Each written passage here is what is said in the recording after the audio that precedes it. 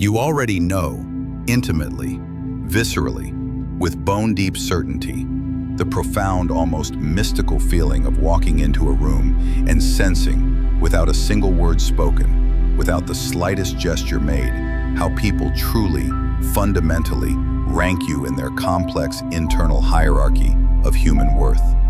It is subtle, almost invisible to the casual, untrained observer, yet razor-sharp in its devastating precision and unmistakable clarity.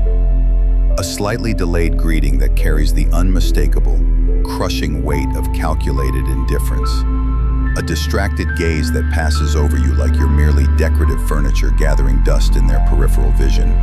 The polite smile that doesn't reach the eyes. A carefully orchestrated performance without genuine warmth, without authentic recognition, without real human connection or acknowledgement. Respect doesn't declare itself with triumphant trumpets blaring or grandiose public announcements that echo through hallways and corridors. It reveals itself in microscopic fractions of a second, in the almost imperceptible pauses and hesitations that betray true feelings, through the precise, deliberate way people hold your name in their mouths, like something genuinely precious and valuable that deserves careful, respectful handling, or like something utterly disposable and forgettable that can be discarded without consequence or second thought. And here is the truth that stings with surgical, uncompromising accuracy, cutting through every comfortable delusion and self-serving narrative. Most of the time, through countless unconscious acts and micro-decisions accumulated over months and years of living, you have carefully, methodically, systematically trained them to hold you exactly that way, with precisely that level of regard or disregard, not with one grand spectacular failure that everyone remembers and discusses in hushed tones for years afterward, but with 1,000 small, seemingly innocent signals you didn't even notice you were systematically broadcasting into the world around you. Each subtle micro-concession that seemed harmless and insignificant in the moment, each boundary silently crossed without resistance or meaningful consequence. Each time you accepted substantially less than you inherently deserved without protest, pushback, or adjustment. If you look closely, really, penetratingly, brutally closely with unflinching honesty, aftermath, the world is an unforgiving mirror with absolutely impeccable memory that never forgets a single transgression or pattern. It reflects not only your immediate actions today, but the deeply accumulated pattern, the firmly established rhythm and cadence of your behavior across extended periods of time spanning months, years, perhaps even decades. What you consistently, repeatedly allow without challenge or boundary enforcement. What you desperately, frantically chase with increasing desperation and diminishing returns. What you courageously, steadfastly resist despite mounting pressure and social cost. What you deliberately choose to ignore despite its obvious importance and potential consequences. The mirror never lies or flatters. It simply, truthfully, shows what authentically is, without mercy, sugarcoating, or comfortable self-deception. Today, I want to stand with you directly, unflinchingly, in front of that brutally honest mirror and say the transformative sentence that fundamentally turns a life around with atomic precision and life-altering force. Enough of letting accidental, unconscious habits dictate deliberate, intentional outcomes that matter deeply to your soul and authentic self. The ancient Stoics taught with unwavering conviction and hard-earned philosophical certainty that your life inevitably, inexorably, bends toward your true character the way a mighty, unstoppable river bends toward the eternal, patient sea, naturally, powerfully, inevitably, without exception or deviation. Character isn't a motivational poster hanging decoratively on the wall, or a philosophical concept you casually discuss at dinner parties to impress others with your intellectual sophistication. It is a living, breathing, dynamic set of choices repeated with such relentless consistency and unwavering dedication that the universe itself knows your name by the unmistakable, distinctive shape of your daily conduct. Inevitably, Character isn't a poster on the wall gathering dust and fading with time. It is a comprehensive set of choices repeated until the universe knows your name by the recognizable, predictable shape of your conduct. If you feel that precious, hard-earned respect is slipping like precious water through your increasingly desperate fingers, don't frantically, hopelessly chase the escaping water with panic and anxiety consuming your thoughts. Build a new, substantially stronger vessel, colonization, one truly worthy of holding what you genuinely seek and deserve. I want you to feel the full weight of this profound realization, not as crushing blame or devastating shame that paralyzes you with guilt, but as profound liberation and transformative freedom that energizes your spirit and awakens your potential. Because if you have been unconsciously sending the wrong signals into the world through your daily patterns and unconscious behaviors, you can begin immediately, right now in this very moment, sending the right ones with intentional precision and conscious awareness. If you have somehow earned disregard through your established patterns and unconscious behaviors accumulated over time, you can begin this very moment to earn genuine esteem and authentic respect through deliberate action. And if you have been waiting passively for other people to finally see your inherent worth without any conscious effort on your part, this is the pivotal moment you stop waiting forever and take complete control of your destiny. Respect is not a charitable donation from generous hearts or a gift bestowed by kind strangers out of pity or social obligation. It is a receipt, concrete proof of payment rendered in full through consistent action. It arrives only after payment has been made completely and consistently over extended periods of time. And the currency, the only currency that truly matters in this fundamental transaction, is conduct. Your daily, consistent, unwavering conduct that speaks louder than any words you could ever utter or promises you could ever make. What follows will be uncomfortable at times, even genuinely painful and deeply challenging. But discomfort is simply the tuition fee for meaningful transformation and lasting change that reshapes your entire existence. We will walk together through 6 fatal mistakes, examining each with surgical precision and unflinching honesty. Fatal because they quietly, systematically kill the respect others would naturally offer you, without hesitation or conscious thought. Fatal because they sabotage your self-respect first, creating an internal wound that bleeds outward into every interaction and relationship you attempt to build or maintain. As we move forward together on this journey of discovery and transformation, I want you to hear this as an intimate conversation with your highest, truest self. Traverse the part of you that consistently prefers uncomfortable truth to comfortable anesthesia that numbs the soul and prevents real growth. The part that knows, deep in its core, that dignity is not a fleeting mood or temporary feeling that comes and goes with circumstances, but a disciplined practice and daily commitment that requires constant vigilance, unwavering dedication, and the courage to maintain standards even when no one is watching.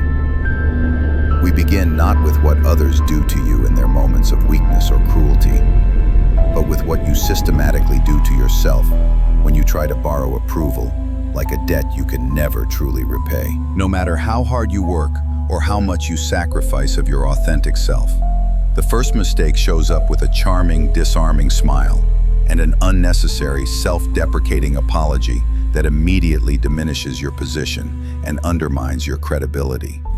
The addiction to external approval and validation from others. People-pleasing is a counterfeit coin of devastating effectiveness and deceptive appeal that appears genuine until examined closely.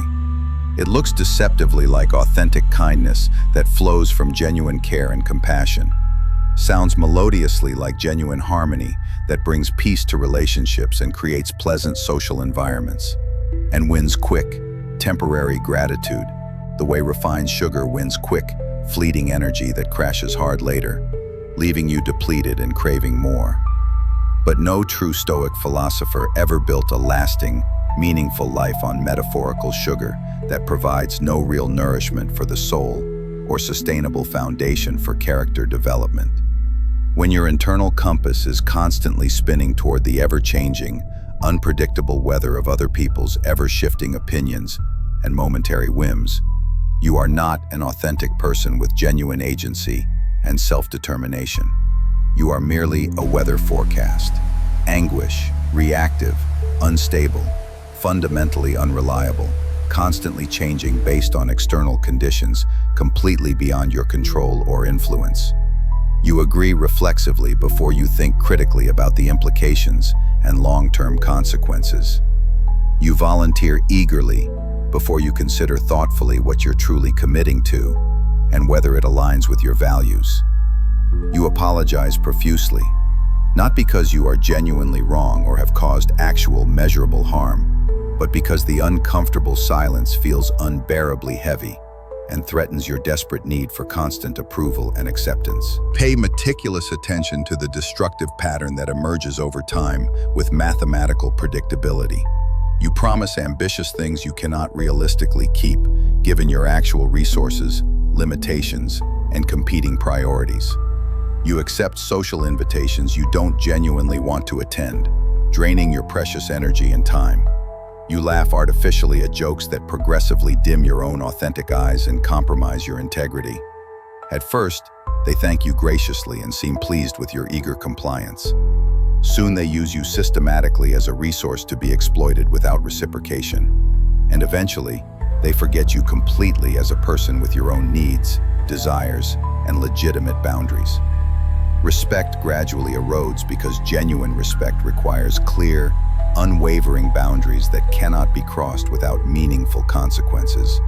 And a completely boundaryless person is like a shoreline made entirely of shifting fog, impossible to locate with precision, impossible to respect with any consistency or depth, impossible to build anything substantial upon. The ancient Stoics drew a surgically clean, non-negotiable line between what is authentically yours to control and what is definitively not within your sphere of influence or responsibility. Your careful judgments based on wisdom and experience, your sincere intentions that reflect your deepest values, your deliberate choices that align with your principles, are unequivocally yours to govern with complete authority. Other people's fluctuating preferences, changing moods, and shifting opinions are absolutely not yours to control, manage, or take responsibility for managing. When you surrender your hard-won judgments to another's fickle approval, you surrender the only meaningful territory you can truly govern with confidence and authority. This dynamic shows up most clearly and devastatingly in moments of conflict and tension, where your character is truly tested. Suppose a colleague deliberately misrepresents your work in front of important people, damaging your reputation and professional standing. The people pleaser swallows the sting of injustice, tells himself it's not worth the trouble or confrontation, and trades a hard conversation today for a reputation tax that compounds over time with interest. Or imagine a friend asks you for a favor that directly violates your established priorities and personal boundaries that you've worked hard to establish. You say yes against your better judgment, then resent the yes you gave, then hide the growing resentment behind another manufactured smile that fools no one and helps nothing. Slowly, inevitably, your words become receipts for debts you never intended to owe, creating a web of obligations that suffocates your authentic self and genuine relationships. Think of respect like the fundamental force of gravity in human relationships, invisible but absolutely essential for everything else to function properly. Your boundaries are the mass that makes you significant and substantial in the room. Without them, you float aimlessly, without impact or meaningful presence. The cure is not cruelty or unnecessary harshness, but clarity and precision in your communication and expectations. Begin practicing small, strategic refusals that honor large, fundamental obligations to your authentic self and core values. When someone asks you to take on what is clearly not yours to carry, respond with a sentence that is both firm and calm, delivered without defensiveness or excessive justification. That's not a commitment I can realistically make given my current priorities and responsibilities. Practice letting intentional silence sit naturally after you speak, without rushing to fill the space with nervous chatter or unnecessary explanations. Don't defensively pad your clear "no" with unnecessary apologies, lengthy justifications, and guilt-ridden essays that undermine your position and signal that your boundaries are negotiable. A clear, respectful "no" honors every yes you've already made to your health, your craft, your family, your future, your authentic values and deepest commitments. People who matter and respect your humanity will adjust their expectations accordingly and respect your honesty. People who use you systematically will leave when the free resource disappears and their exploitation becomes impossible. Both outcomes increase respect significantly, one through proper alignment of expectations and mutual respect, the other through beneficial subtraction of toxic elements that were never serving your highest good. Approve of your own standards first, with unwavering confidence and self-respect. Others will notice the change, and even those who initially dislike your newfound boundaries will learn to measure their requests against them carefully. That measurement process is respect in action. Combating 140, the recognition that your time, energy, and resources have value and deserve consideration. The second mistake is emotional leaking that destroys your credibility and undermines your authority. Reactivity, dressed as honesty and authenticity. In our current age of performative vulnerability and compulsive oversharing, many people tragically confuse unfiltered, impulsive expression with genuine authenticity and emotional intelligence. As if the highest, truest self is a fire alarm that goes off automatically and loudly every time any feeling rises within them, no matter how inappropriate the timing, setting, or audience. Stoicism does not ask you to become an emotionless statue carved from marble, devoid of feeling or human warmth. It asks you to become a wise, responsible steward of your rich inner life and emotional landscape. Emotions are temporary weather patterns that pass through the sky of consciousness, like clouds across the sun. Character is the permanent climate that remains stable across seasons and circumstances.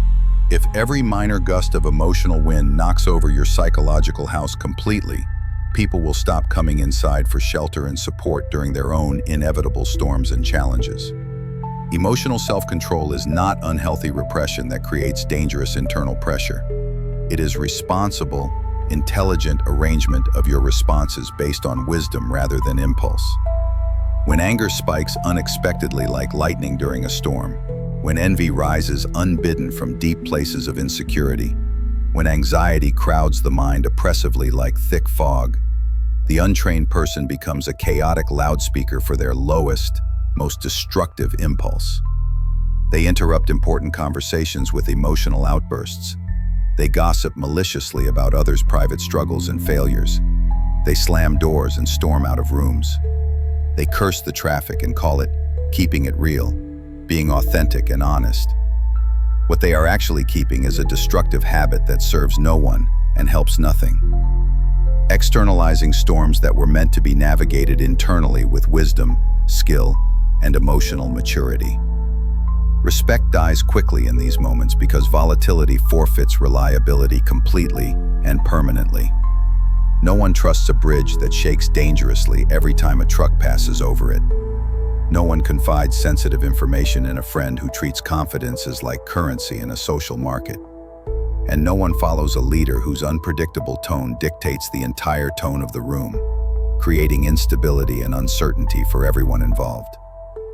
The Stoic practice begins with precise naming and identification of what you're actually experiencing. If you can name the emotion with accuracy and specificity, you can negotiate with it effectively, like a skilled diplomat managing a delicate situation. Say quietly to yourself, "Anger is present in my awareness," not "I am anger itself."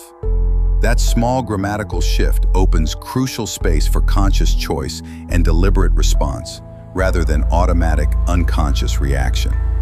Next, interrogate carefully the judgment beneath the feeling, the story you're telling yourself about what's happening.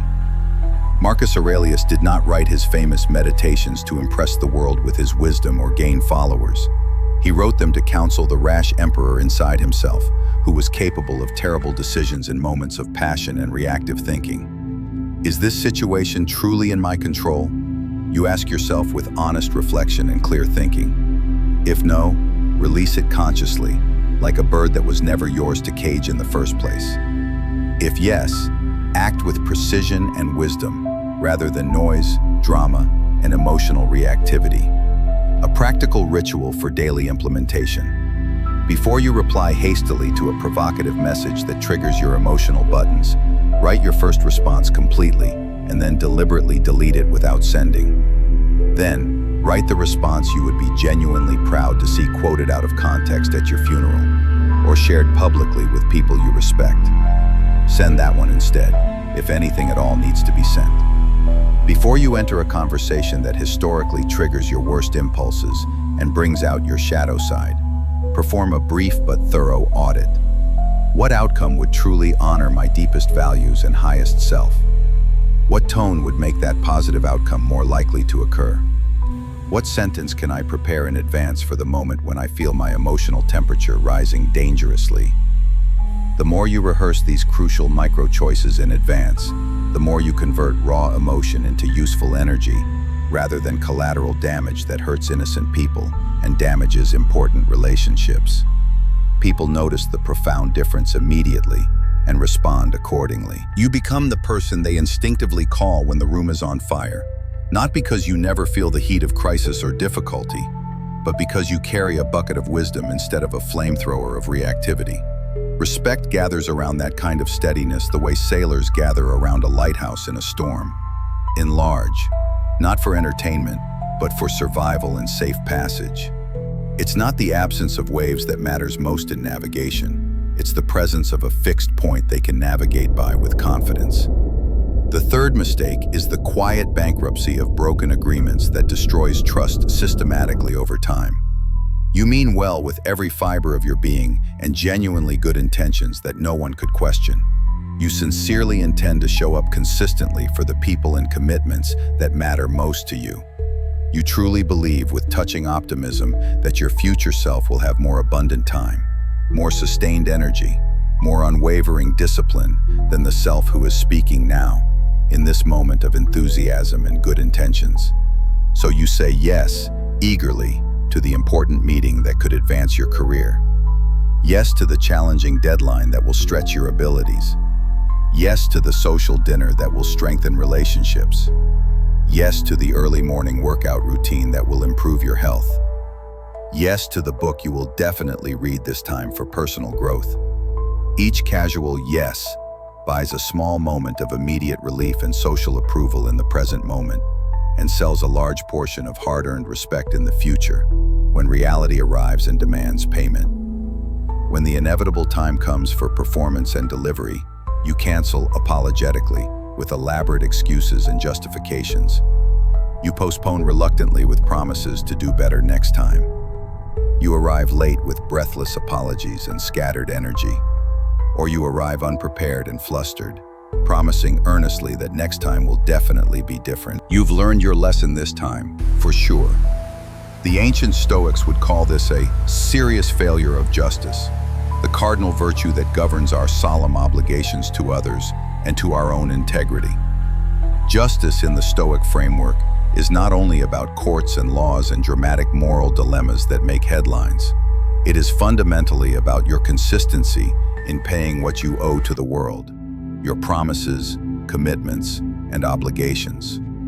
When your words function as currency in relationships and professional interactions, every promise becomes a binding contract between your mouth and your character. Break enough contracts systematically over time, and the market adjusts accordingly with mathematical precision. People stop believing your optimistic timelines and confident assurances. They pad your deadlines with extra buffer time. They invite you last to important events. They copy someone else on the critical email, just in case you disappear again or fail to follow through. This is exactly how respect dies slowly in logistics and practical details, not through grand moral failures, but through 1,000 small unreliabilities that accumulate like compound interest in reverse. The repair process begins immediately, with shrinking the gap between intention and execution, until your calendar becomes a mirror of reality, not fantasy or wishful thinking. Do substantially less overall, but do it precisely when you say you will, without excuses or elaborate justifications. Make smaller, more realistic promises consistently, and deliver them ahead of schedule when possible, to build a reputation for reliability. Replace the wishy-washy, "I'll try my best," with clear, "I will," or "I won't," because trying is a polite hedge that systematically sabotages trust over time and signals that your commitment is conditional and uncertain. When you do fail inevitably, and you will, because life sometimes interrupts with a force you cannot outmaneuver or predict, fail with complete ownership and accountability. Don't outsource blame conveniently to traffic jams, or to your overflowing inbox, or to the mysterious cosmos and forces beyond your control. Write the sentence that rebuilds credit, methodically and systematically. "I gave my word and I missed my commitment. Here is exactly how I will make it right, and here is specifically how I will prevent it next time." Then do exactly what you said without further drama or excuses.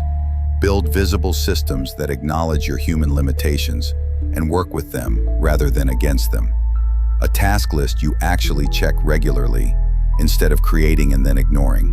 A weekly review where you renegotiate commitments honestly before they break publicly and cause damage. A realistic buffer in your schedule that treats emergencies as predictable, rather than rare surprises that catch you off guard. Practice punctuality as a form of profound respect, not as an outdated superstition or arbitrary social convention. Arriving 5 minutes early consistently is not old-fashioned traditionalism or neurotic time obsession. It is a visible promise kept in public that everyone can witness and appreciate. People notice these details more than you realize and form judgments based on them. In a world where everyone claims to be super busy all the time, the genuinely reliable person becomes rare enough to be revered and sought after for important opportunities. Reliability is not glamorous or exciting, but reputations are built on the boring foundation of kept promises and consistent follow-through. The true Stoic understands that excellence is ultimately a series of ordinary agreements, honored with extraordinary consistency over time. The fourth mistake wears fashionable clothes, but carries a rotten scent that repels people of character. Gossip, complaint, and the casual breaking of confidences. Some people mistakenly think respect is earned by being in the know, by having the exclusive backstage pass to other people's private weaknesses and hidden failures. They don't realize you cannot raise yourself by systematically lowering the absent. That elevation through destruction is impossible and self-defeating. When you actively participate in gossip about someone not present to defend themselves, you declare something fundamentally important about your character to every witness in the room. If she is not here to defend herself, her reputation is not safe with me as a steward. That declaration sticks permanently in people's minds and shapes how they see you going forward. The ancient Stoics called speech a moral instrument of tremendous power that must be wielded with great responsibility. To use it carelessly and destructively is to practice moral negligence in public view, demonstrating a fundamental lack of character and wisdom. Gossip masquerades deceptively as intimacy and connection between people. Complaint masquerades as honesty and authenticity, and betrayal masquerades as candor and openness. They are not intimacy, honesty, or candor in any meaningful sense. They are shortcuts to false connection that always cost integrity later when the bill comes due and the consequences become apparent. Notice carefully how they operate, with predictable patterns that reveal their true nature. Gossip. Let me tell you what he really did behind closed doors. Complaint. You wouldn't believe how terrible and unfair they are to me. Betrayal. Don't tell anyone I told you this secret, but each of these transactions sells you a brief sense of belonging and artificial closeness, while simultaneously buying you a lasting reputation for being fundamentally unsafe with sensitive information. Respect is allergic to unsafe people who cannot be trusted with confidences. The treatment is straightforward in concept and difficult in execution. First, refuse to participate in the toxic dance when it begins. When the conversation turns inevitably to a third party's reputation or private struggles, practice the clean pivot. I'd rather talk directly to her than about her behind her back. Let's bring this conversation to her directly if it's important. The first time you say this courageously, the room will be uncomfortably quiet as people process the disruption of their familiar pattern. Good. Silence is a powerful disinfectant that kills toxic patterns and creates space for healthier interaction. Second, discipline your automatic complaints into constructive requests for change and improvement. If you are tempted to groan about a colleague's annoying behavior to anyone who will listen, translate the groan into a clear ask delivered directly. In the future, please give me the document 24 hours before the meeting so I can prepare adequately. Requests create practical solutions that improve situations. Complaints create allies in resentment that solve nothing and make everything worse. Third, treat confidences like sacred deposits that must be protected at all costs. If someone trusts you with their private struggle or personal information, protect it with your life and reputation. If you absolutely must seek counsel about the situation, anonymize all the details completely, or ask explicit permission before sharing anything. The ancient Stoics believed that the good life is impossible without trustworthy friendships. Trustworthy friendships are impossible without trustworthy mouths that guard secrets like precious treasures. There is a significant bonus to practicing this discipline consistently over time. When you refuse the cheap currency of gossip and complaint, your words naturally start to carry compound interest over time. People may tell you less of what is merely sensational and entertaining, but they will tell you much more of what is real and important. And when you do speak your opinion, your words will cross the room with a gravitas that cannot be purchased with money, only practiced through integrity. The fifth mistake is the anchor that looks like a protective shield, but actually weighs you down: the victim's stance. Fate did not consult you before dealing the cards you received in life. Life has handed you an undeniably unfair hand more than once in painful ways that no one should have to endure. That much is objectively true, and anyone with functioning eyes and basic empathy should honestly admit it, without minimizing your real struggles or dismissing your legitimate pain. But there is a second truth that ultimately determines whether genuine respect gathers around you or gradually drifts away over time. You do not control the wind that blows through your life, only the sails you set in response to whatever conditions you encounter. People lose respect when every story they tell ends with what was done to them, rather than what they courageously did with the difficult circumstances they faced. The ancient Stoics were allergic to learned helplessness, not because they were naive about genuine suffering and injustice in the world, but because they believed deeply that human agency is the only engine powerful enough to carry a human being through life's inevitable hardships with dignity intact and character strengthened. Victimhood as primary identity hands your steering wheel to the past and robs you of forward momentum and future possibility. You stop making proactive decisions and start making elaborate explanations for your circumstances. You stop making measurable progress and stop making social media posts about unfairness.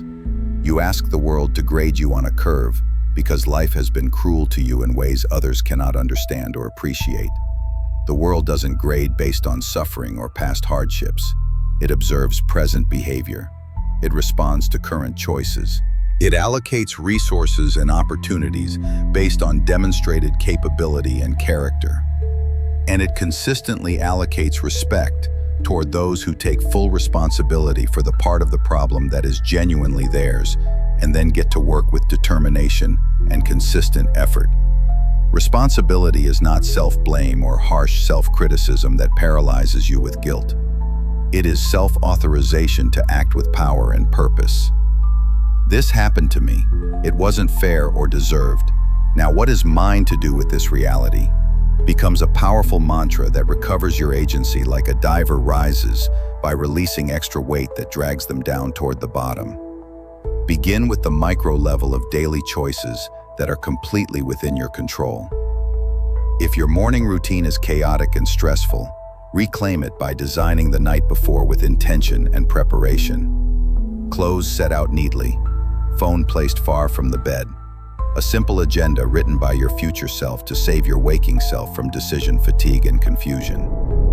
If your finances are messy and overwhelming, stop narrating the unfair economy and start narrating your own ledger with precision and honesty. Automatic savings setup, debt snowball method implemented systematically, subscriptions canceled ruthlessly, one honest conversation scheduled with someone who knows more than you do about money management. If your relationships feel transactional and unsatisfying, don't post a general complaint about modern dating culture or the decline of human decency. Become the specific kind of person who brings clarity, punctuality, honesty, and boundaries to every table you sit at. Respect accrues naturally to people who behave like causes rather than effects, like authors rather than victims of their circumstances. Life will still hurt sometimes with unavoidable pain. People will still disappoint you in ways both small and large. Systems will still be unjust in places that matter deeply to human flourishing. If you cannot solve the entire system, solve your corner of it with excellence and integrity. Marcus Aurelius ruled an empire with vast responsibilities and still wrote reminders to himself each morning. You will meet with the meddling and the ungrateful. Do not let them make you like them. That is not resignation or passive acceptance of injustice. That is strategy for maintaining your character and continuing to act with integrity, regardless of how others behave. When others witness you refusing to outsource your story to circumstances beyond your control, they may not be able to give you a perfect world free from hardship, but they will give you something increasingly rare and precious. The honor reserved for those who fight reality skillfully rather than theatrically, those who build solutions rather than perform suffering for an audience. The sixth mistake is the erosion you do not see because it happens in private, away from witnesses. Living without personal standards or consistent principles. I want you to consider how quietly a day collapses into meaninglessness when you don't decide who you intend to be before the world decides it for you through its demands and distractions. Standards are not rules the world enforces on you through external pressure or social expectations. They are rituals you enforce on yourself to protect what you value most deeply and hold sacred. Without them, you become a creature of appetite and urgency, blown around by whatever feels good or seems pressing in the moment, without any deeper purpose or direction. You wake when the phone tells you to, with its notifications and demands. You eat when stress orders you to, with its cravings and impulses. You respond to messages as if every vibration is a fire that must be put out immediately, regardless of its actual importance. By nightfall, you have been everywhere except inside your own priorities and values, serving everyone except your authentic self. From the outside, this looks like chaos and lack of direction. From the inside, it feels like chronic exhaustion and spiritual emptiness. Respect cannot attach to a person who treats their life like an accident victim at the scene of their own calendar, constantly reacting to whatever happens next without any sense of purpose or intentional direction. Stoicism begins the day with clear intention, rather than reactive scrambling. You do not have to write formal philosophy to live philosophically with purpose and meaning. You have to design an arena in which your best self has a fighting chance to emerge and flourish, rather than being constantly suppressed by chaos and competing demands. Build keystone standards that tilt the entire day toward dignity, rather than drift and meaningless busyness. A wake-up time that is yours, not your alarm's random suggestion or your phone's demanding notifications. A morning ritual that tunes your mind like a musician carefully tunes an instrument before a performance.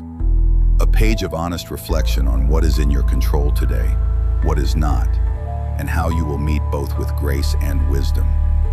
A short training session that convinces your body you intend to carry it skillfully through this life, rather than drag it resentfully as a burden.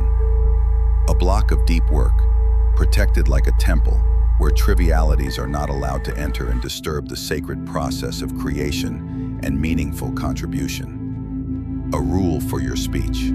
Speak of others as if they could hear every word you say, and speak to yourself as if someone you love were listening to every internal monologue. Standards do not require perfection, which is impossible for human beings and sets you up for failure. They require repetition and consistency, which is possible for anyone willing to commit to the practice. When you break one, and you inevitably will because you are human, repair it quickly the way you would fix a fence before the cattle wander away and get lost. Tell your environment who is in charge by designing it intelligently to collaborate with your better nature, rather than fighting against your highest aspirations. Put your phone where your hands can't reach it from bed without conscious effort and decision. Put your running shoes by the door as a visual argument for movement at dawn. Put the book on your pillow so it's the last thing your eyes see before sleep and the first thing available when you wake. These tiny architectural decisions accumulate self-respect the way compound interest accumulates wealth over decades of patient investment. And here is the twist that surprises many people.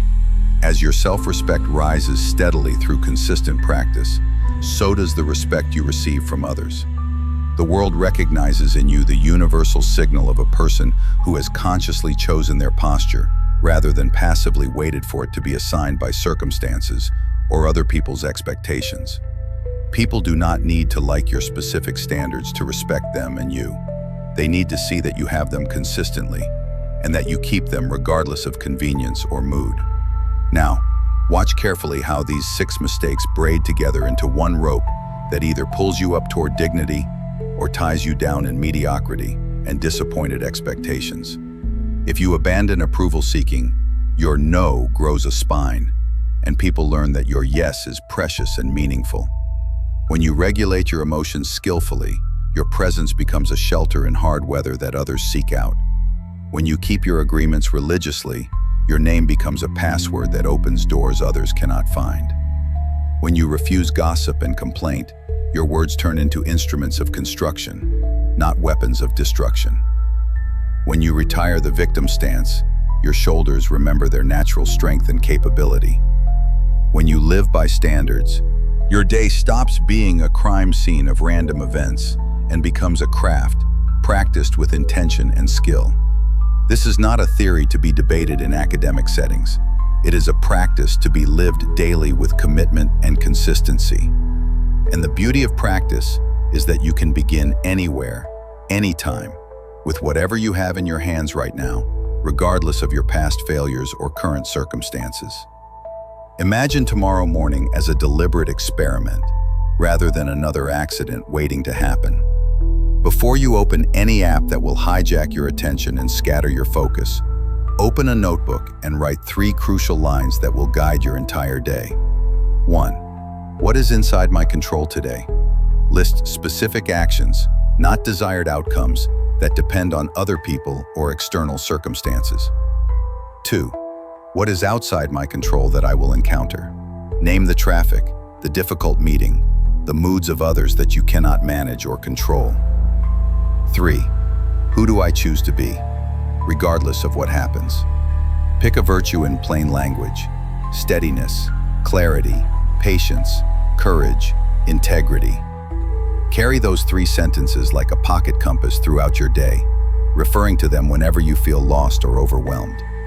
Each time you feel approval sickness rising in your chest like nausea, touch the compass mentally and choose the boundary that honors your authentic self. Each time a wave of anger or envy threatens to spill over destructively, touch the compass and breathe deeply. Then act with the tone that serves the outcome you wrote down in the morning.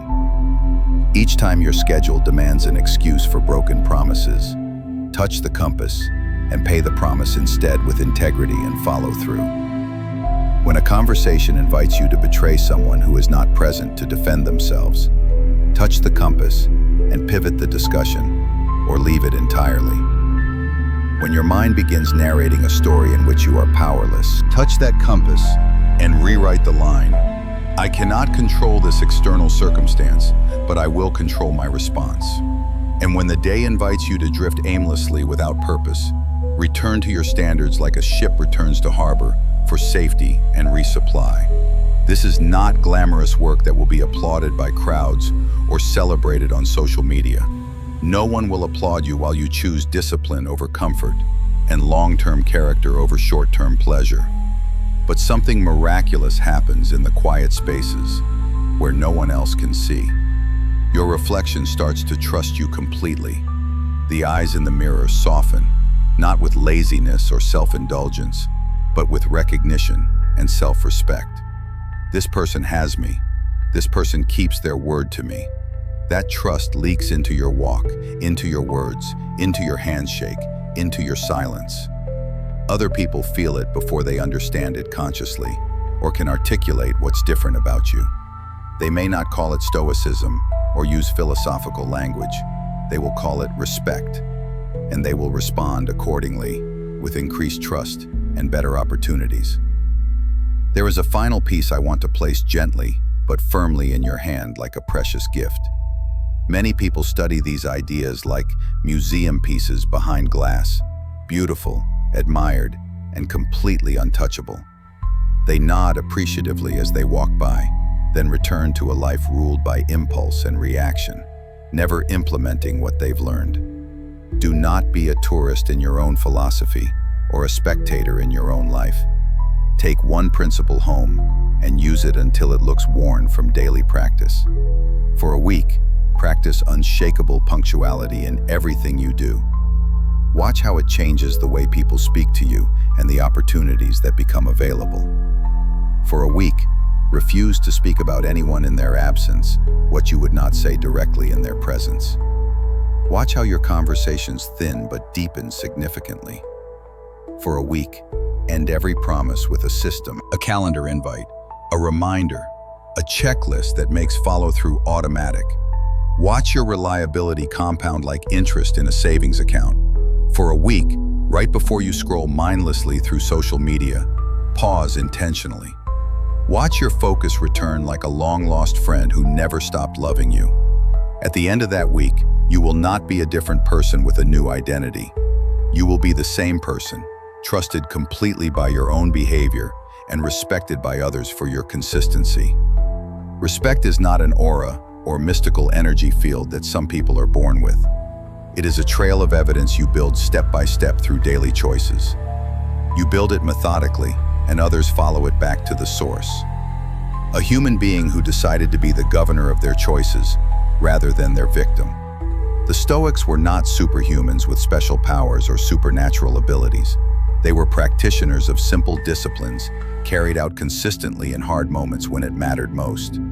They believed that while the world is chaotic and unpredictable, your conduct can be coherent and reliable. And coherence is magnetic in a world of chaos and confusion. If you have ever met someone whose presence calmed the room and brought stability, you have met coherence in action.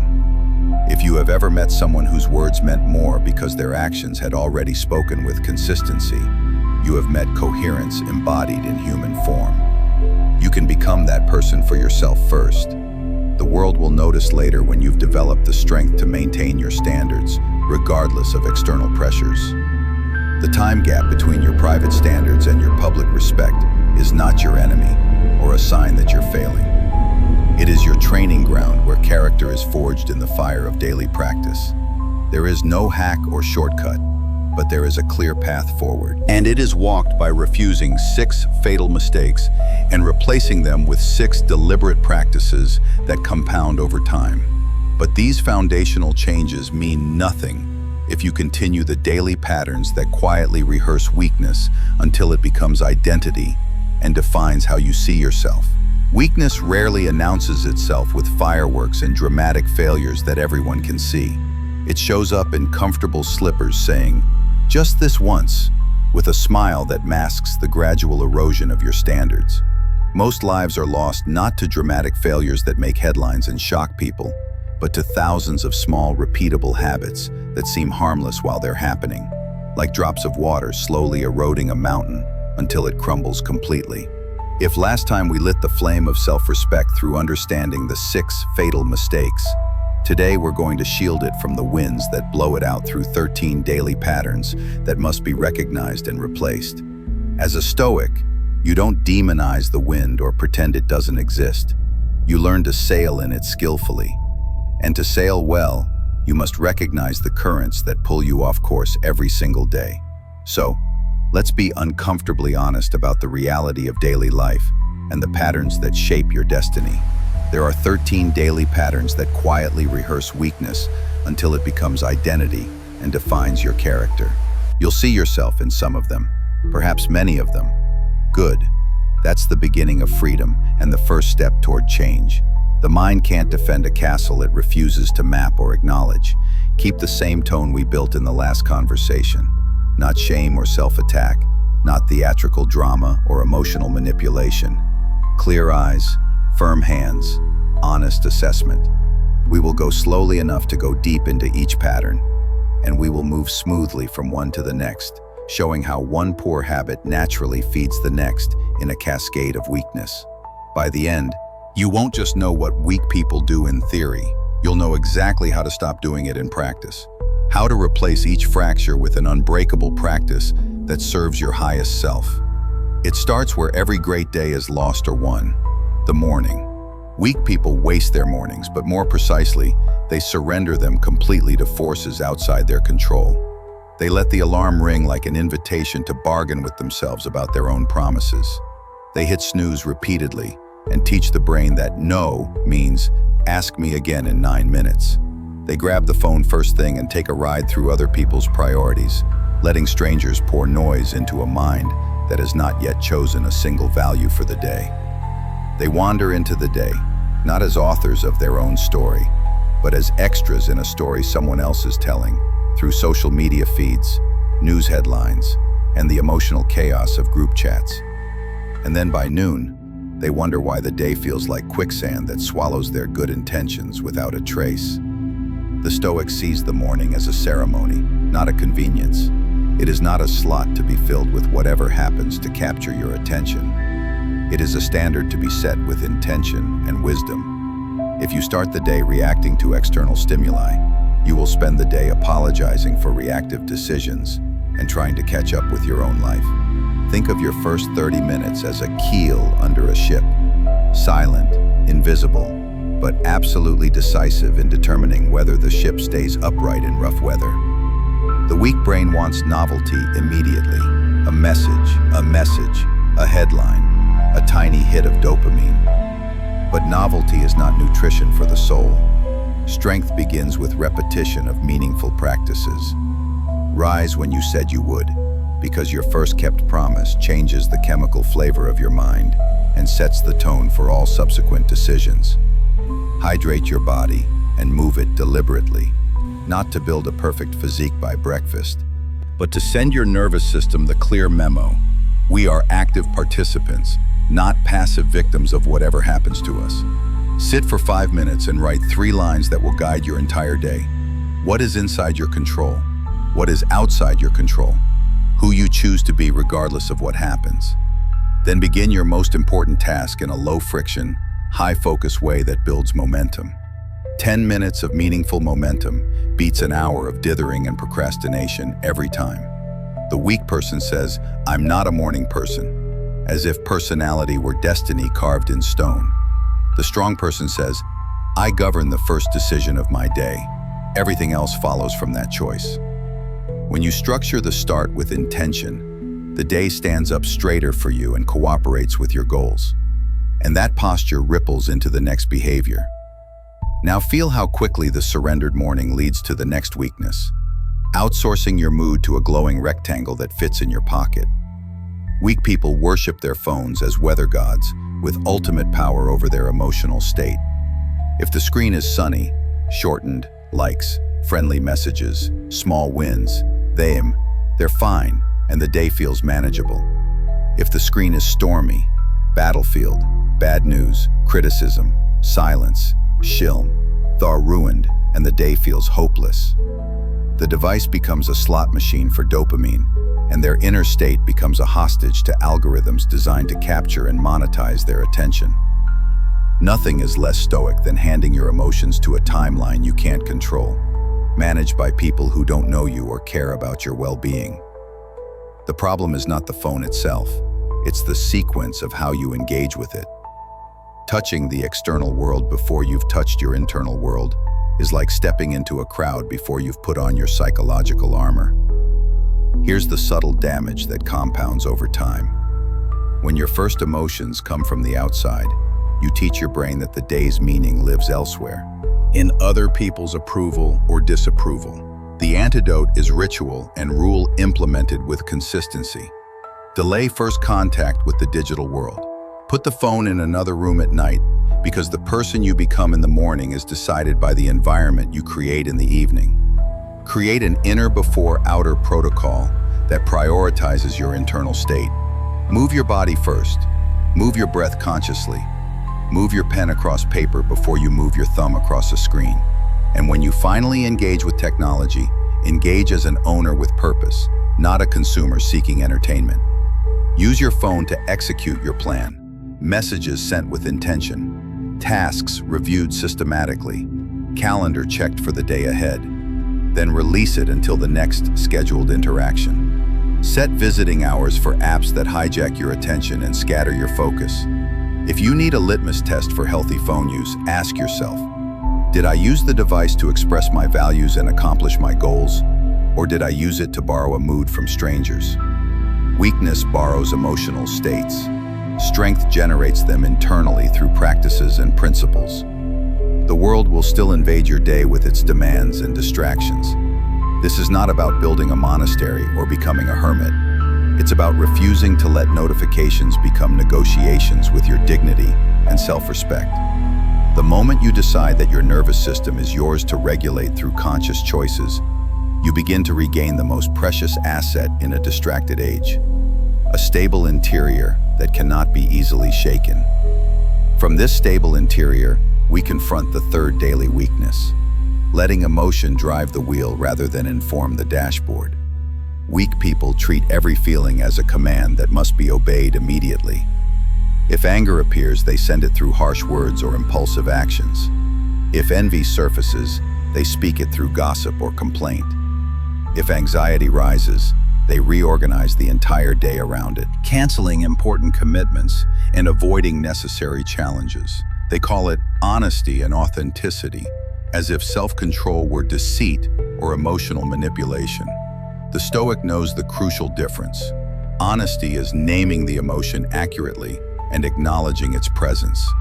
Wisdom is choosing the response that serves your highest good and honors your deepest values. Think of emotion as weather, moving across the mind like clouds across the sky. The weak person cancels the trip every time a cloud appears on the horizon. The wise person checks the forecast and picks the right jacket, then proceeds with the journey because they have a destination that matters more than temporary comfort. Daily life offers practice opportunities all day long for developing emotional wisdom. The email that pokes your pride and triggers your ego, that first reply you draft in anger, is the reflex, not the response. Delete it without sending. Write the reply that you could read aloud to your mentor without shame. Or better yet, the reply you would want quoted at your funeral. The traffic that tempts you to curse and rage. Notice how the anger assumes the universe should part for your schedule like you're the most important person alive. Ask yourself the Stoic question, is this traffic situation in my control? If not, convert the moment into breath work or listen to an audio lesson. You did not choose the jam, but you can choose to leave the car mentally and emotionally stronger than you entered it. The conversation that triggers you and threatens to bring out your worst self. DL. Prepare a sentence in advance for these predictable situations. I want to hear you and respond well, so I'll take a minute before I answer. You are not performing for them or trying to impress them. You are training yourself to respond rather than react. A Stoic day is not a day without emotional weather or difficult feelings. It is a day with a lighthouse, deadliest, a fixed point of values and principles that guide you regardless of external storms. Weakness makes you contagious in all the wrong ways, spreading your emotional chaos to others. Your tone becomes the room's temperature, and everyone suffers when you're unregulated. Strength stabilizes others because it stabilizes itself first through practices and principles. People begin to respect your presence, not because you never feel anything, but because you refuse to let a gust of emotional wind steer the ship of your life. Do this consistently long enough, and your emotional life becomes a resource others draw from, instead of a hazard they step around. And yet, even steady emotions can be wasted if they never become productive action. Here comes the fourth weakness, a master of disguise. Procrastination dressed as perfectionism. Weak people wait for clarity to arrive fully assembled, as if a perfect plan is a prerequisite for taking a single step forward. They confuse hesitation for caution and safety for wisdom, missing opportunity after opportunity. The day dissolves into false preparations that feel productive, but accomplish nothing. Organizing to-do lists without choosing what actually matters. Researching endlessly without making any decisions. Rehearsing conversations in the head without actually speaking to anyone. The cost isn't just time wasted, though that's significant. It's identity erosion. Each delay whispers to your unconscious mind, we are the kind of person who doesn't follow through. We are the kind of person who thinks about things but doesn't do them. The Stoic flips the script completely. Action is how you earn clarity, not the other way around. Clarity comes from engagement, not from thinking in isolation. In the face of uncertainty, choose the smallest step that burns away confusion through direct contact with reality. If a decision looms large and feels overwhelming, set a timer for 10 minutes and write 2 columns. What I gain by deciding now. What I pay by waiting. 9 times out of 10, the gains from action are concrete and immediate, while the costs of waiting are vague fear and missed opportunities. Then decide and act. If a conversation weighs on you and occupies mental energy, schedule it instead of endlessly rehearsing it mentally. The longer you hold it in your head, the heavier it becomes and the more distorted it gets. If a project looks massive and overwhelming, create a sacred daily slice. Deactivate non-negotiable 30 minutes where you touch it, even badly, even imperfectly. Momentum is a spiritual phenomenon that transcends mere physics. It turns doubt into data through direct experience. Weak people keep rehearsing the worst-case scenario in their minds, creating elaborate disaster movies. Strong people gather evidence that forward motion doesn't kill them by actually moving forward consistently. Use friction wisely to serve your goals. Make doing the right thing easier than avoiding it. Lay out what you need the night before. Write the first ugly paragraph and leave it on the page so tomorrow's self can't claim there's nowhere to begin. Perfection is a liar that demands proof you cannot provide and sets standards no human can meet. Progress is a friend who asks for a step you can always afford to take. But action demands room to breathe and space to unfold. And that brings us to the fifth weakness, saying yes to everything and calling it generosity or people-pleasing. Weak people confuse being agreeable with being good, as if conflict avoidance were a virtue. They hand out yeses like candy at Halloween and then resent the sugar crash that inevitably follows. Without boundaries, every request looks urgent and every invitation looks obligatory, regardless of how it aligns with your actual priorities and values. The result is a calendar full of other people's priorities and a heart full of quiet anger and resentment that you can't even express because you volunteered for all of it. The Stoic definition of kindness includes the self as worthy of care and consideration. You cannot keep a promise to the world if you systematically break all the promises to yourself. The daily practice is simple in concept and brutal in execution. Make your default answer. Let me check my calendar and priorities, then get back to you. Then consult the map of your values before you respond with a commitment you might regret. If the request collides with your core commitments, from health, deep work, family time, rest, personal growth, say no cleanly and without elaborate justification. Not a 2-paragraph justification that signals your boundaries are negotiable. Not a guilt-drenched apology that undermines your position. Just a clear sentence. I'm not able to take that on given my current commitments.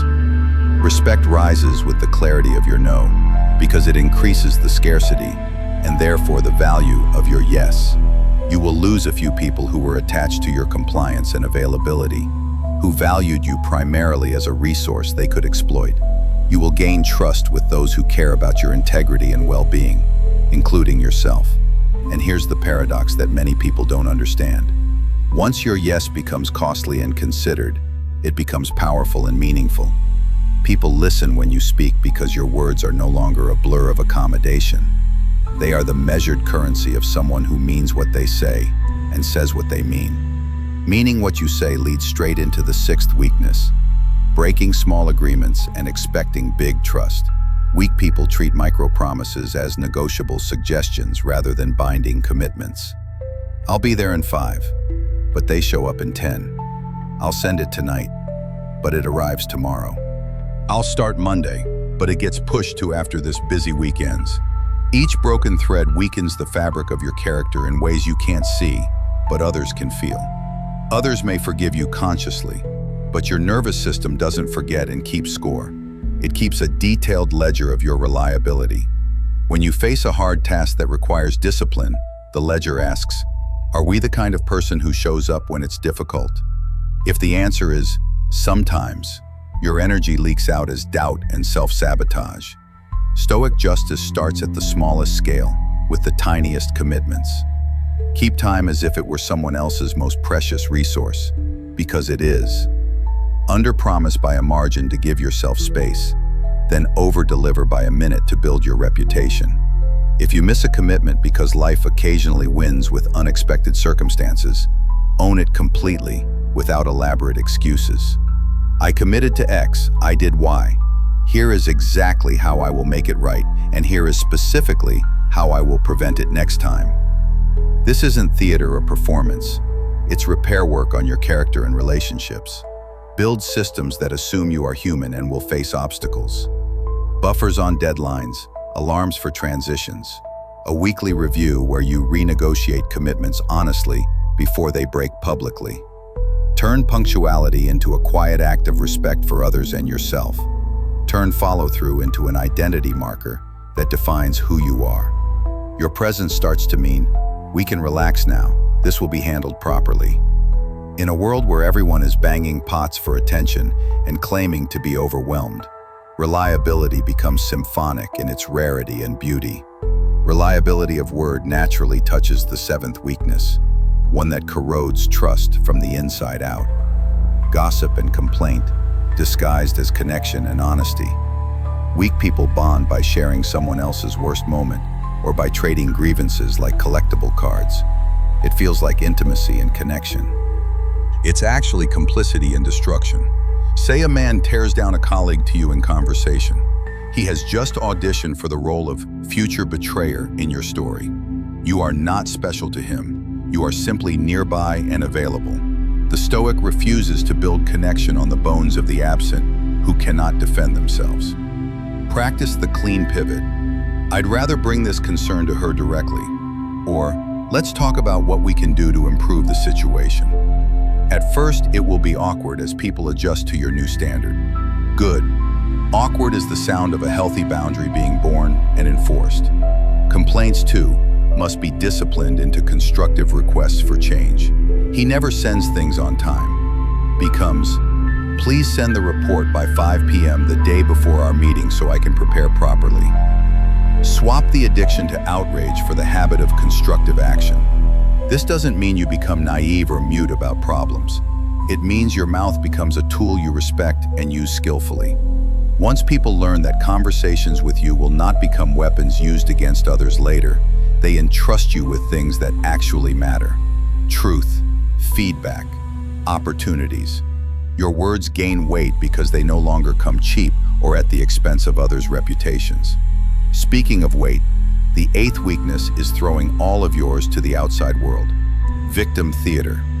Weak people narrate their life as if fate were the only author, and they were powerless characters in someone else's story. Everything becomes the fault of external forces. Economy, politics, parents, bosses, algorithms, weather patterns, And to be clear, those forces are real and sometimes genuinely cruel and unjust. But Stoicism is not denial of harsh realities.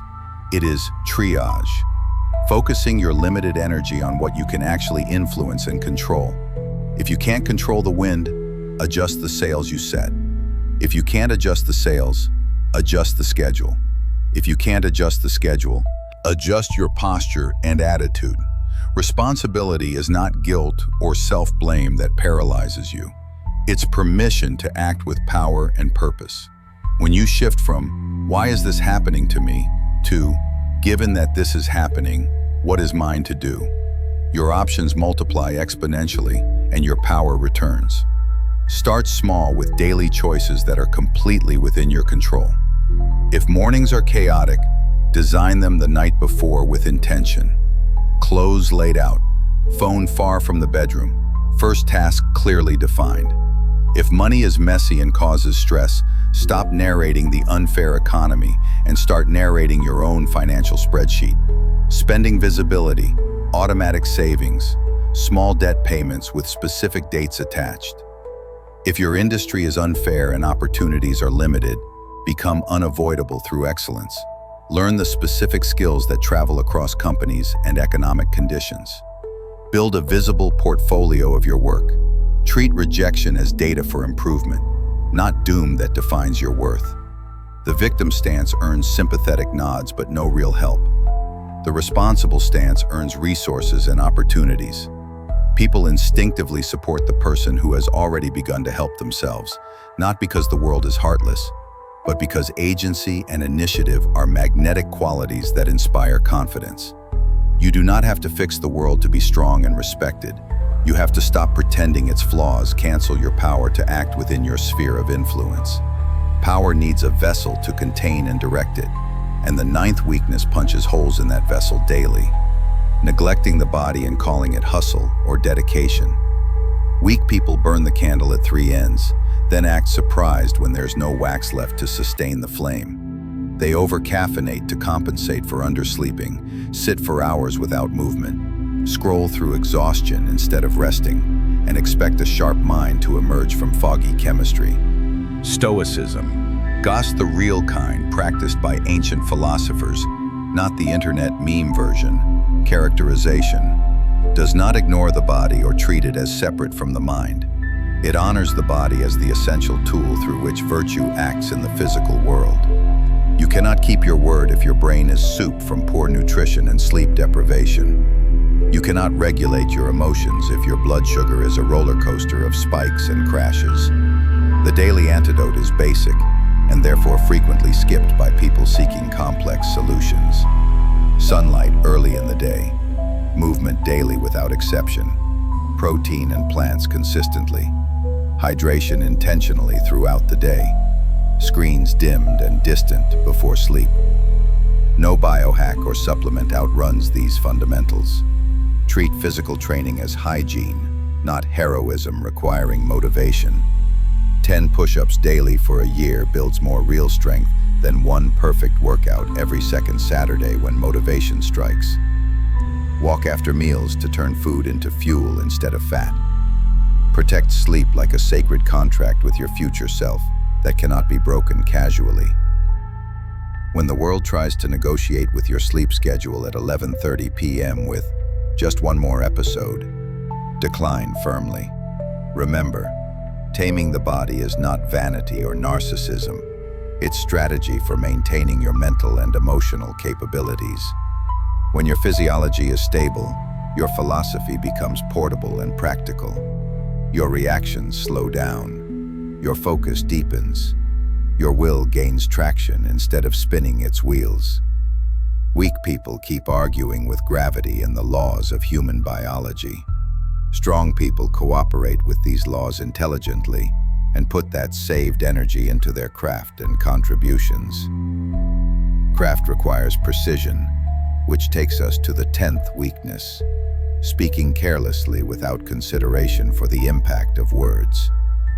Weak people think out loud without filters and act surprised when others take them literally or hold them accountable for what they said. They exaggerate to impress, hedge to avoid discomfort, and leave conversations full of assumptions and misunderstandings that create unnecessary complications.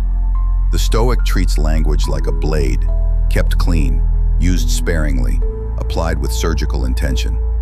Precision begins with telling the truth, especially when a lie would be smoother or more convenient. I'm late because I mismanaged my time, not traffic was insane. It continues with exact requests and exact commitments that leave no room for misinterpretation. Don't say soon when you mean Friday at 3 p.m. Don't say we should when you mean I will. Words are promises in seed form. Sloppy seeds don't grow into anything useful. Precision also means restraint and economy of language. You do not owe your stream of consciousness to every room you enter. Silence is often the most respectful sentence you can offer. And when you do speak, aim for the fewest words that carry the most weight and meaning. This doesn't make you cold or unfriendly. It makes you clear and trustworthy. Clarity reduces drama because everyone knows where they stand with you. Your life becomes easier not because the world changed, but because your vocabulary finally matches your values. Values, however, need scaffolding in the physical world, and the 11th weakness tears that scaffolding down daily, living in clutter and calling it creative chaos. Weak people tolerate environments that fight their intentions at every turn. Desks covered in someday projects, fridges filled with confusion and expired good intentions, digital desktops that look like lost and found bins.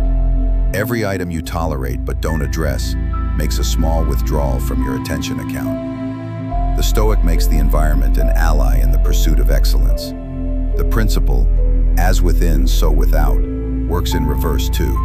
As without, so within. Your external environment shapes your internal state more than you realize. Design rooms that rehearse your identity and support your highest aspirations. Put your tools where your hands naturally fall when you need them. Place the book on the pillow so desire beats distraction at bedtime. Lay out the running shoes by the door as a visual argument for movement at dawn. On your desk, hide anything that invites mindless scrolling. Show anything that invites building and creating. Practice the 1-minute rule. If it takes less than a minute to complete, do it now instead of letting it accumulate. Wash the dish, file that paper, rename that digital file so you can find it later. Spend 15 minutes every evening restoring order, so morning greets you like a supportive partner, not a prankster trying to sabotage your day. This isn't about aesthetic minimalism or magazine-worthy spaces. It's about removing friction where you can, so you have strength left for the fights you can't avoid. Your environment is not a neutral backdrop to your life. It is a silent coach, either shoving you toward your goals or spotting obstacles in your path. Choose your coach intentionally through design choices. Even with a supportive environment, the 12th weakness lurks in the mind: constant comparison and covert envy. Weak people scroll through highlight reels and conclude their life is a blooper reel of failures and missed opportunities. They measure their day not against their own values and progress, but against the edited victories of strangers who show only their best moments. Envy is a map that hides all the roads to improvement. It points to someone else's destination and says, you should already be there, without showing your landscape, your weather conditions, your starting point, or your mileage traveled. The Stoic returns the gaze inward to the only comparison that matters. Compare yourself to yesterday's version of yourself. Track inputs you control. Hours of deep work completed, workouts finished, kindnesses offered, promises kept, KST, teeter, then outputs you don't control like likes, promotions, lucky breaks.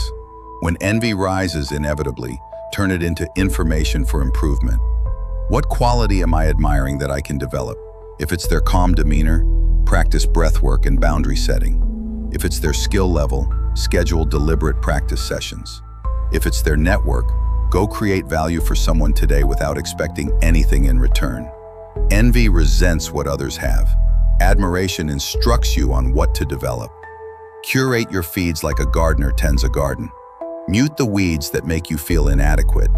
Water the content that nourishes growth, and spend more time planting your own seeds than spectating other people's harvests. The less you stare at other people's scoreboard, the more time you have to play your own game with focus and intensity. Finally, all the previous weaknesses culminate in the 13th, quitting at 80% and calling it a sign from the universe. Weak people interpret friction as fate telling them to stop. A draft gets difficult and they declare the muse has left. A habit breaks once and they declare it wasn't meant to be. A conversation goes sideways and they decide the entire relationship is hopeless. But every significant result has an 80% walla, a predictable phase where the easy gains are gone and the work becomes boring, where improvement is invisible to the eye that wants fireworks and immediate gratification. The Stoic expects the wall and prepares rituals for crossing it instead of turning back. When boredom shows up as promised, you show up with it as a companion. When results stall temporarily, you switch to measuring repetitions instead of outcomes. When motivation drops predictably, you shrink the habit but don't break the chain of consistency. Just show up isn't a cute slogan for social media.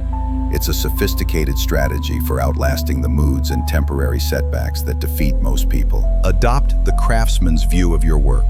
You don't finish because it's fun or easy. You finish because you said you would, and your word is your bond.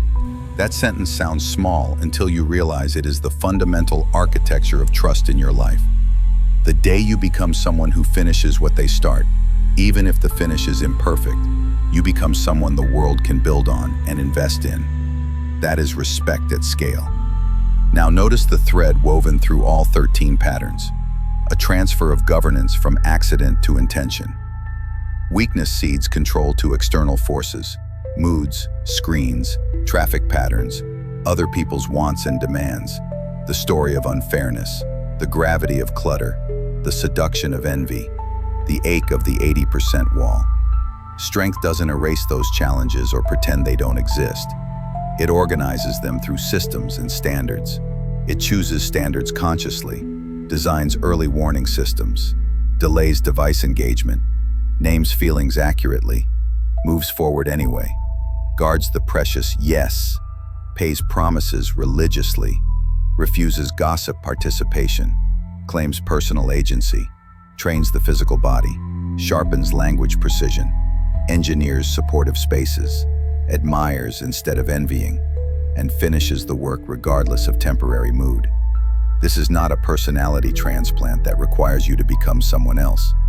It's a daily apprenticeship to your better self. Presumption you already are when you're at your best. So, let's bring this home the same way we began, with a mirror and a vow that has the power to change everything. Look at your day as if it were a piece of music you are composing. Where does the rhythm break down into chaos? Where do you pile on instruments until the melody gets lost in noise? Which notes are missing that would turn noise into a song worth hearing? Choose one weakness you recognized in yourself and perform surgery on it for 7 days, not all 13 at once. One focused change implemented consistently. If mornings are the leak, plug it with a bedtime alarm, a phone outside the room, clothes set out, 3 guiding lines written on paper before sleep. If the phone owns your attention, give your mornings back to your mind and put the most addictive app behind a password only your future self knows when you're thinking clearly. If you talk too much without purpose, practice the economy of words and the luxury of meaningful silence. If you drown in clutter, clear one surface completely and defend it like a national border. If you envy others, convert that energy to a specific training plan for skill development. If you quit habitually at 80%, pick one unfinished thing and finish it however imperfectly. Press publish, send the message, turn in the draft. Each small triumph is a vote cast for your future identity. The ballot box is your character, and you get to vote every day through your actions. Don't expect confetti or celebration. Expect something better. The moment when your own eyes start to trust you completely. That trust is gasoline for your entire life. It turns the friction of effort into the warmth of momentum. People around you will feel it before they can name it or understand what's different. They may say you seem calmer, more focused, more dependable than before. They may stop testing your boundaries because they can finally see them clearly. They may start offering you work that matters because you're the kind of person who makes things matter. But the real prize is quieter and more personal. You will go to sleep at night a little less divided against yourself. Marcus Aurelius wrote to himself, not to impress the Senate, but to govern his own soul. Do not argue what a good person should be one. In your language today, do not argue what a strong person should do it. Stop feeding the 13 daily leaks of weakness, and you will feel a tide begin to turn in your life. Slow as truth, steady as dawn. Strength is not louder than weakness or more dramatic. It is simply more consistent and reliable. When you become consistent, you become undeniable. And when you are undeniable, respect stops being a negotiation with the world and becomes a signature you leave on everything you touch. So take a breath, choose your one change, write the sentence that will guide you, set the cue that will remind you, lay out the shoes that will call you to movement, close the app that steals your focus, finish the page that's been waiting, not after this message ends, angstrom. Because every day you are either rehearsing weakness or practicing strength. And practice, as you have just seen, is not a mystery requiring special talents. It is a morning claimed, a mouth disciplined, a message sent with intention, a movement made with purpose, a minute kept as promised. It is the shape of a life that no longer begs for power because it has learned the only place power lives, in what you do next. In the last conversation, we unmasked weakness, not as a dramatic collapse that everyone can see, but as a daily rehearsal of small compromises. A dozen quiet habits that dilute your power until your reflection no longer trusts you completely. You felt it, didn't you? That sting when you recognized yourself in one of those patterns, followed by a strange relief. If I can name it with precision, I can change it with practice. That is where we left off, on the threshold between recognition and reform. Today we step through that door because it's one thing to stop leaking strength through unconscious habits. It's another thing entirely to concentrate it so intensely that your days start punching through obstacles that used to look like immovable walls. This episode is not about doing more activities or adding complexity to your life.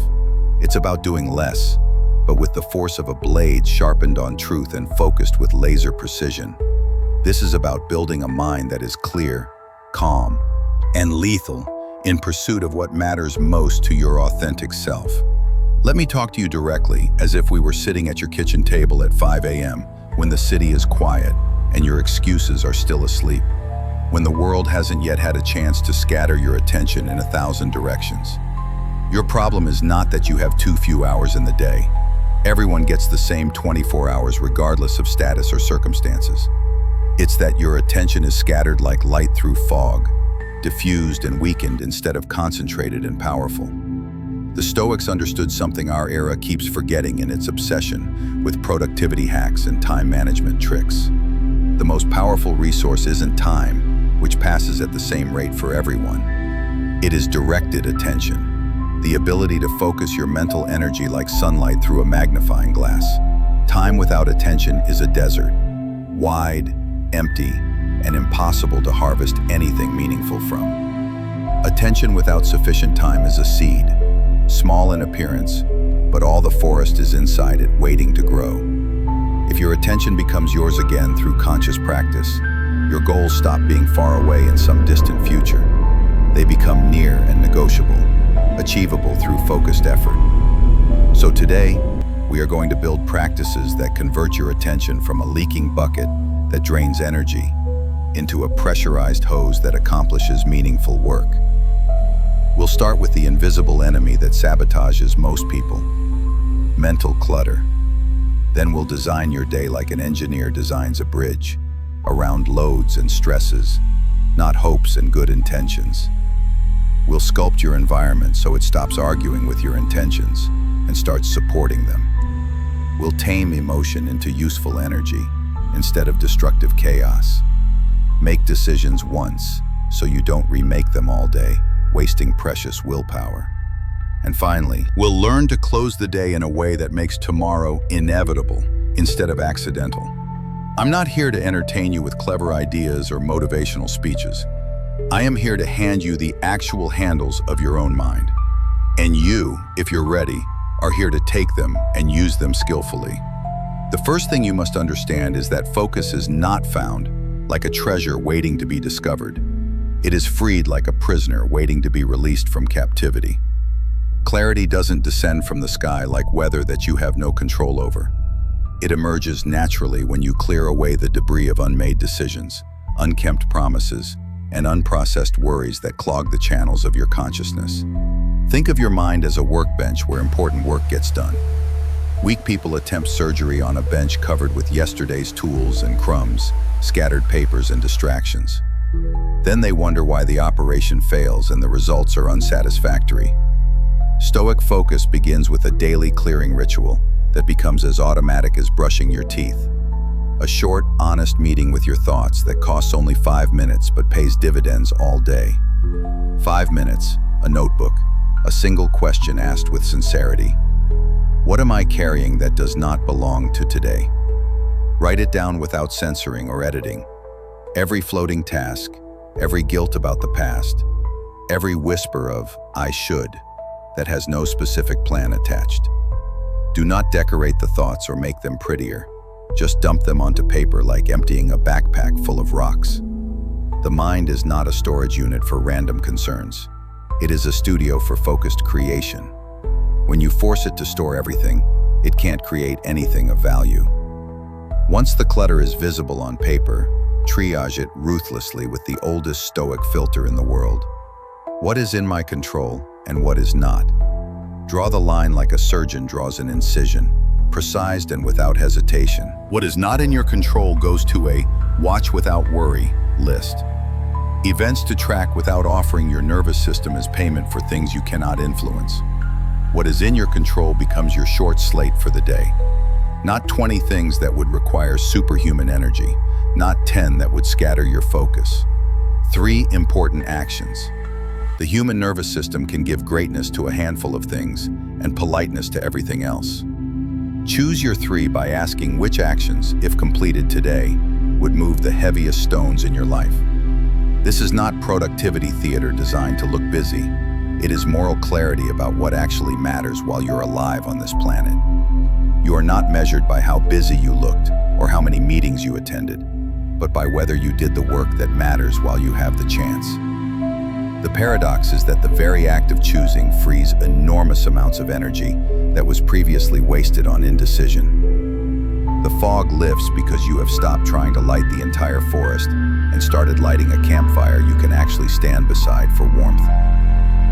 Clearing the mind is not only subtractive, like decluttering a closet, it is also protective, like installing security around something valuable. Your attention is a cathedral where sacred work happens. Don't let tourists wander in and flash cameras during prayer. The second discipline is to defend your focus with rules, not moods. Moods are weather that changes unpredictably.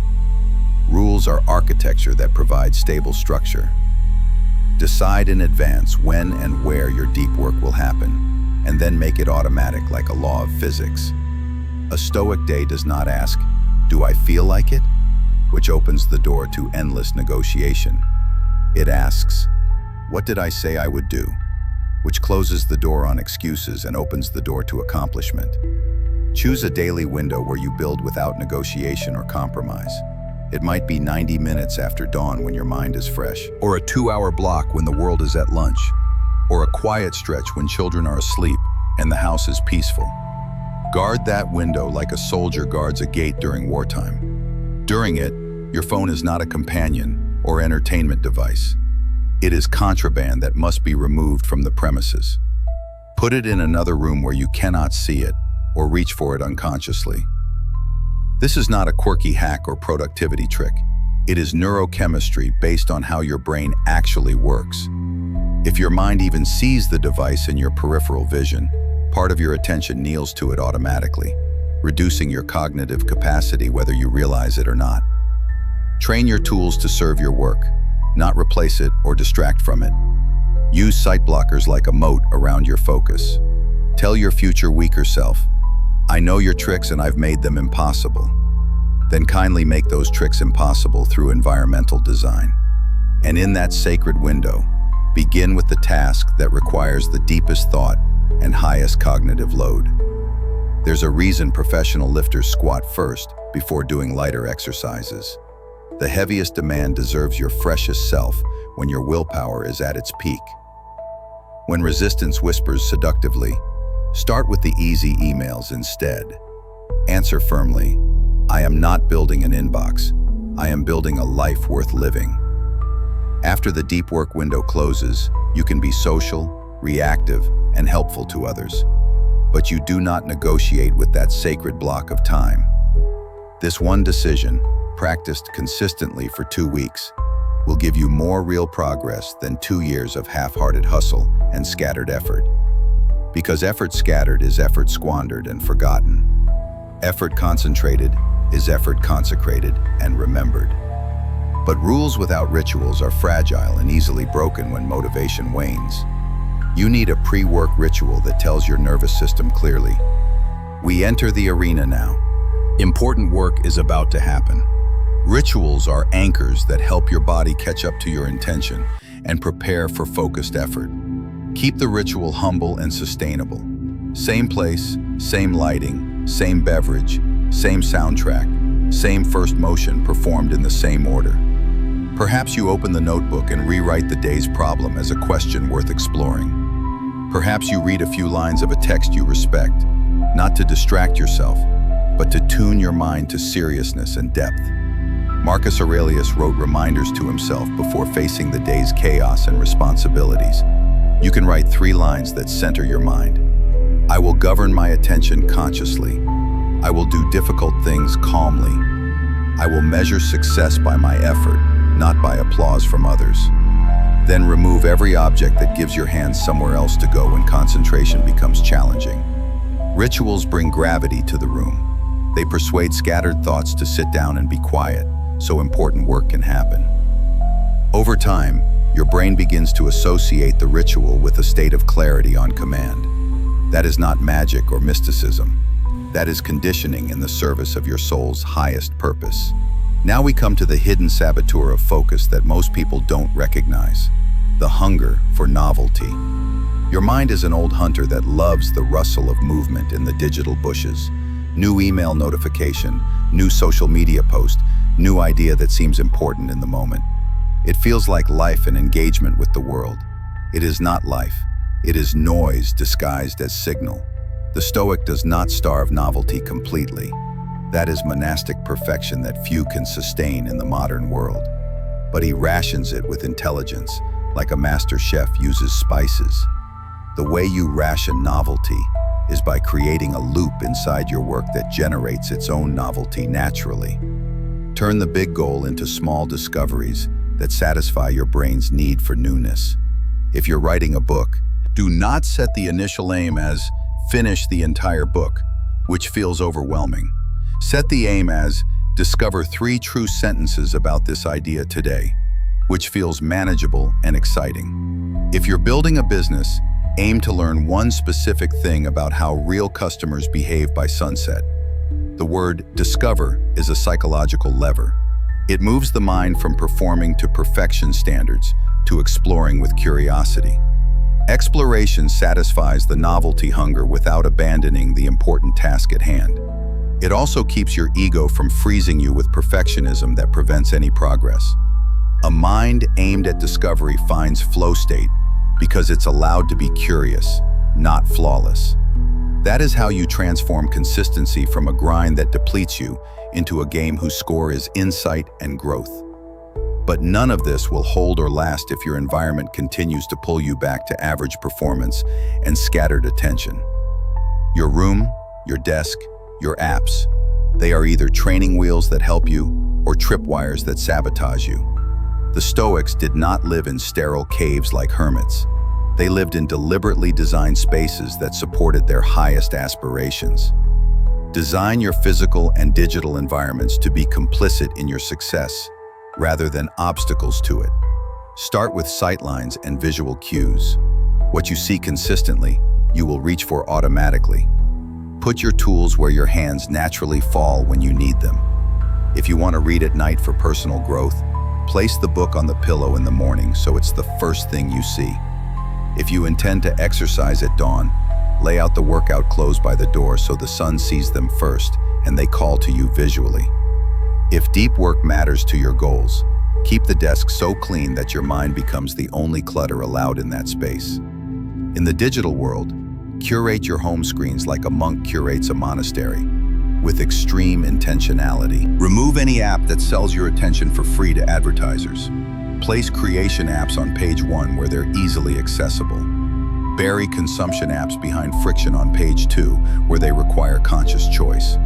Set your browser to open on your project dashboard, not a news site that will scatter your focus before you've even begun. Each tiny friction you add to distraction returns a slice of willpower to you throughout the day. Each tiny ease you add to your craft returns a slice of momentum that compounds over time. You don't need a perfect studio or ideal conditions. You need a room that argues in your favor when willpower is low and temptation is high. Focus is not just a cognitive game played in your head. It is a physiological game that involves your entire body. Try concentrating while your body thinks it's under siege from poor choices. Sleep deprived, blood sugar spiked from junk food, screen stunned from too much artificial light. Your brain becomes like a violin in a humid basement. It can't hold a tune no matter how skilled the musician. Stoicism is not a denial of the body or treating it as separate from the mind. It is a dignifying of the body as the essential chassis that carries your intention through the physical world. Treat your physiology as the vehicle that must be maintained if you want to reach your destination. The fastest way to a clearer mind is better sleep, which requires better evenings. Make your evenings a glide path toward rest, not a crash toward unconsciousness. Dim the lights gradually. Exile the phone from the bedroom completely. Choose a book that calms rather than inflames your mind with excitement or anxiety. Wake at a consistent time, not because tradition says so, but because neurons adore rhythm and predictability. Hydrate your body before adding caffeine. Let natural sunlight touch your eyes early to regulate your circadian rhythm. Move your body for 10 honest minutes to warm the engine and prime your nervous system. Then feed yourself like someone you respect, rather than someone you're trying to punish or neglect. Protein for stable energy, fiber for sustained satisfaction, water for optimal brain function. A steadier mind follows these simple choices automatically. And in the middle of the day, when focus naturally frays and energy dips, don't throw more coffee at the problem like gasoline on a fire. Stand up from your chair. Breathe 5 slow cycles. Inhale for 4 counts. Hold for 4. Exhale for 6. Then walk for 3 minutes, preferably outside if possible. It is astonishing how often what looks like a motivation issue is actually a chemistry issue wearing a disguise. Still, even a well-fed and well-rested brain will scatter if you let emotion run the agenda instead of informing your decisions. This is the next frontier of focus development. Emotional clarity as a focus tool rather than an obstacle to overcome. You think you're distracted because you lack discipline or willpower. Often you're distracted because you're unconsciously avoiding a feeling that seems too uncomfortable to face directly. The hard email carries the risk of rejection or conflict. The financial spreadsheet threatens your comfortable illusion of control. The creative draft will expose your talent to your own harsh judgment. Your brain, trying to be kind and protective, escorts you to Instagram or YouTube instead. The Stoic refuses the escort politely but firmly. He names the emotion like a scientist labels a specimen for study. Anxiety is present in my awareness. Shame is present about this situation. Excitement is present about this possibility. The moment you put a clean, specific label on a feeling, the intensity typically drops by half automatically. From there, ask the question that turns emotion into fuel for action. What specific action within my control would turn this feeling into forward momentum? If it's fear of rejection, write the email and send it before you can campaign against yourself with elaborate worst-case scenarios. If it's shame about money or health, open the account or step on the scale and look directly at the number. Reality is almost always kinder than imagination when you face it directly. If it's confusion about a complex project, break the task into a smaller question and answer just that piece today. You are not trying to eliminate emotion, which is impossible and undesirable. You are training emotion to become a signal rather than a steering wheel that drives your behavior unconsciously. The result is a mind that can feel deeply and still work precisely when precision is required. That combination of emotional intelligence and focused action is rare in our culture. People will call it talent or natural ability. It is actually training, shorthand, of daily practice in emotional regulation and attention management. There is another kind of clutter that steals focus through decision fatigue. The 1,000 optional decisions you make that erode your willpower like waves erode a cliff. What will I wear today? When should I start this task? What should I eat for lunch? Should I do this first or that first? Decision fatigue is the silent killer of great afternoons and productive days. Marcus Aurelius and every wise person throughout history would agree on this principle. Make fewer decisions by making better ones, upstream through systems and standards. Build standards so your day runs on tracks, rather than impulse and constant choice. Choose a simple uniform you enjoy and repeat it daily. Decide your first work window and protect it religiously. Decide your workout days and default to them. Decide your phone rules and obey them, even when no one can see you breaking them. These are not shackles that restrict your freedom. They are scaffolds that lift your day so your best attention is spent on judgment that actually matters. When the unexpected hits, and it will, your standards act like a keel on a ship. You will wobble with the waves, but you won't capsize completely. And when you do break a standard occasionally, repair it by sunset, like fixing a fence before the cattle wander away. Weak people negotiate new standards every week based on how they feel. Strong people protect old standards every day, regardless of mood. Now we address a mistake that kills focus while pretending to honor it. Multitasking your soul by pursuing too many goals simultaneously.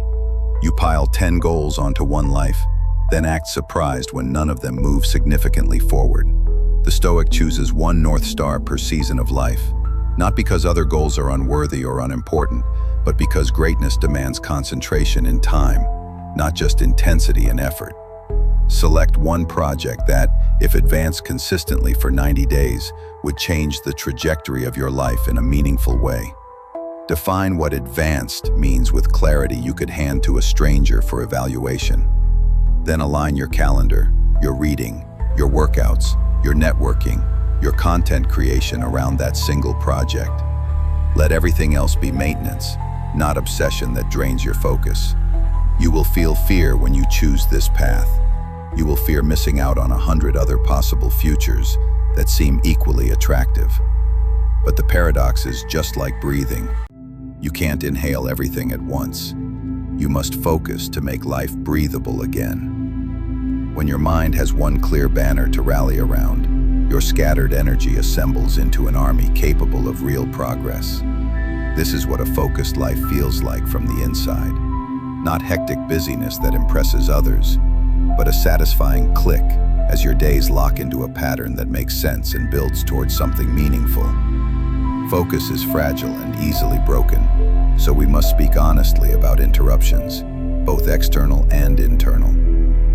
External interruptions are obvious and easier to manage. Colleagues with questions, message notifications, knocks on the door. Solve them with clear agreements and boundaries. Tell people your deep work hours and keep them consistently. Put a sign on your door during focused work. Batch communication into specific windows and respond then. You teach people how to treat your time by how consistently you defend it.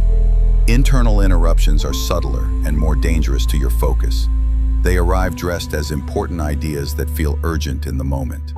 In the middle of deep work, you suddenly remember you need batteries, or that brilliant new angle for a different project, or the existential question of your life's calling. The solution is a simple capture system.